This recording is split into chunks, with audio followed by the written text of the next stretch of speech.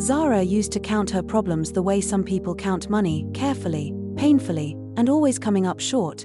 She was 23, living in a cramped one-room apartment in Lagos. The paint peeled off the walls like tired skin, and the ceiling fan only worked when it felt like it. Every morning, she woke up with the same tightness in her chest, the same question sitting heavy on her mind. How am I going to survive today? Her phone buzzed before she even got out of bed. Mummy. Zara stared at the screen for a few seconds before answering. Amina, her mother started, then corrected herself out of habit. Zara, good morning. Have you sent the money for the house rent? The landlord is shouting again.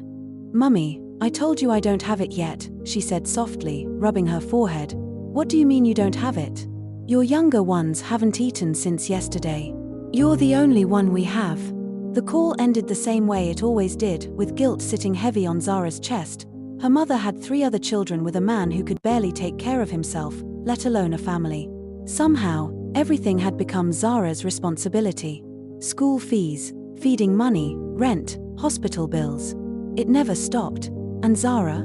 She was barely holding on. Her job at a small salon paid almost nothing. Customers came once in a while, and tips were rare. By the end of most weeks, she had just enough to survive, and even that wasn't guaranteed. But the calls kept coming. Zara, we need food. Zara, your brother is sick.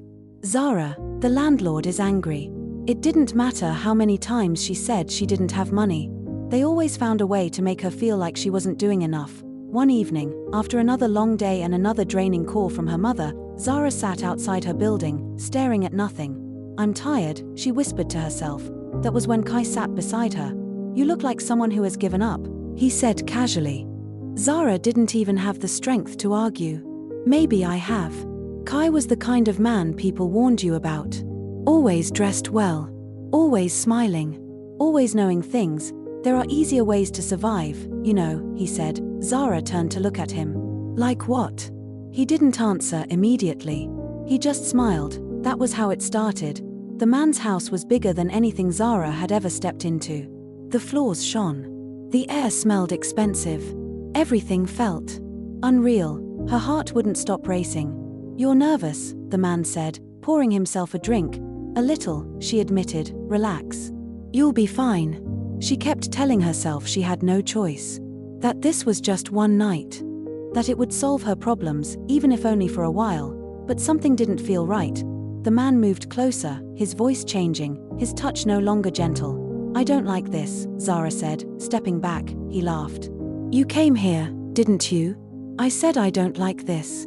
She tried to leave, but he grabbed her arm. Don't act like you're better than this, he snapped. Panic rose in her chest. Let me go. The room spun. Her heart pounded. She pushed him, trying to free herself. He stumbled, angry now. Who do you think you are? He shouted, moving toward her again. Everything happened too fast after that. The struggle. The shouting. The fear.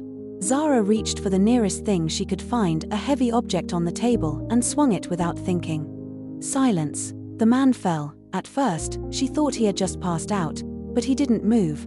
The police came before she could even process what had happened. The trial was quick. Too quick. No one cared about her side of the story. No one cared that she was scared. That she was trying to escape. All they saw was a young woman and a dead man. Her mother came to see her once. Just once. You've brought shame to this family, Zara's mother said, shaking her head. After everything I've done for you. Zara didn't cry, not then. Not when the cell door closed behind her, not when the years slowly passed. She learned to survive in silence. When Zara was finally released, the world didn't feel like it belonged to her anymore. Everything had moved on. But she hadn't. She stood outside the prison gates with a small bag and nowhere to go. Then she remembered Nia, her only real friend. Nia didn't ask questions.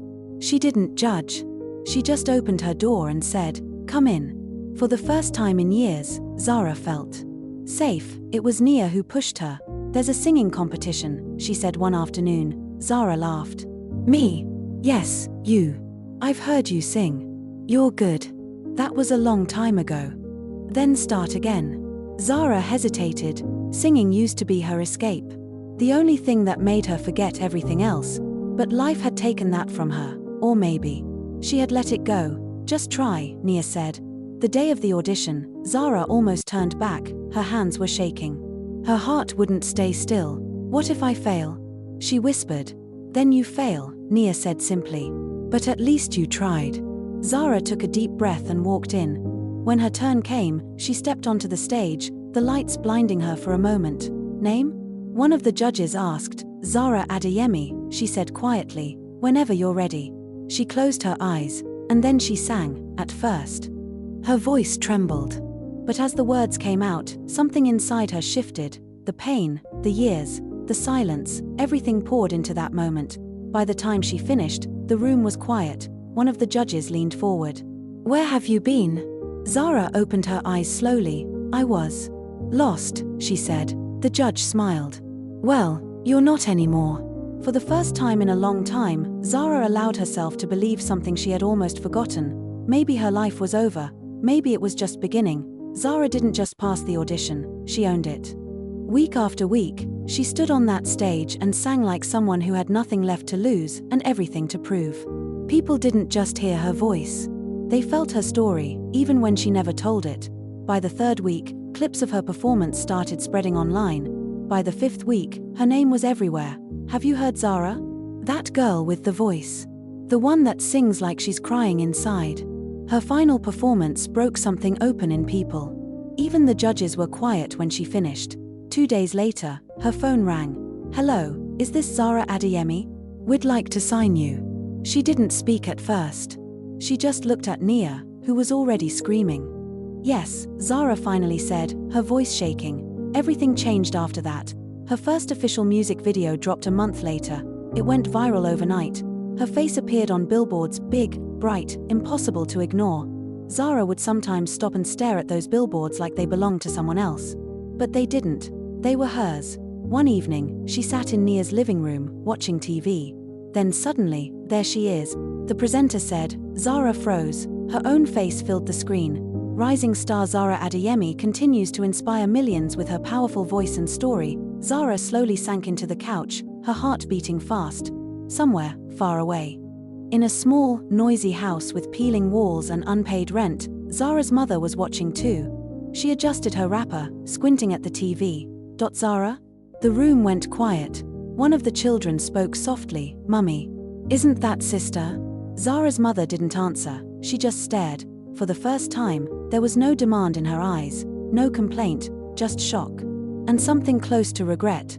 Zara didn't know that moment was happening, but somehow, she smiled at the TV anyway, not out of pride, not out of revenge. But because she had finally become something her past could not destroy.